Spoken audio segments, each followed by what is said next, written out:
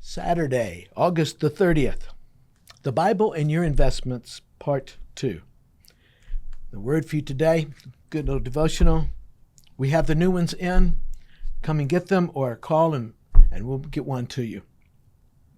Our scripture passage is Proverbs 21, verse 20. It says, "In the house of the wise are stores of choice food and oil, but a foolish man devours all he has." God has much to say in Proverbs about how we handle our finances, our resources, the things we have. Take the prodigal son. He received his inheritance. And what did he do? He went and blew it all. He didn't invest it to bring more money. No, he went and just blew it all. And then he had nothing. And he was poor, eating only what he could find.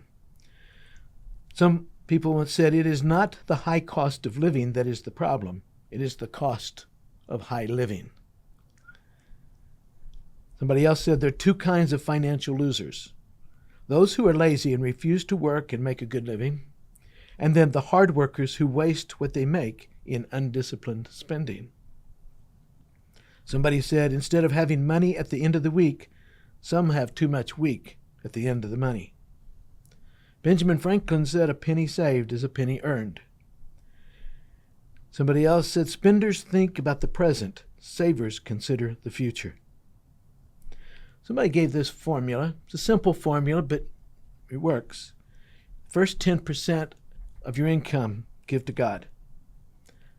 The next 10%, save or pay yourself. Put it someplace where you're saving money, not spending it. And then with the 80% that's left, pay all your living expenses. And then you can spend the rest on whatever you want to. Money can be wasted. So can time, talents, relationships. What do you need to work on today? You need to work on your finances? Do you need to work on the use of your time?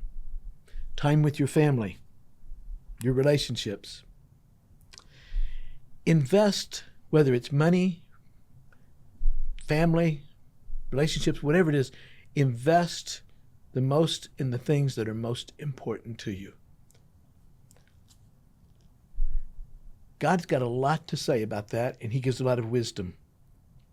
There was a man who was getting ready to go out of town on a trip, and he went to the bank in downtown New York City and asked for an immediate loan of $5,000. Well, the loan officer kind of swallowed hard and asked for collateral.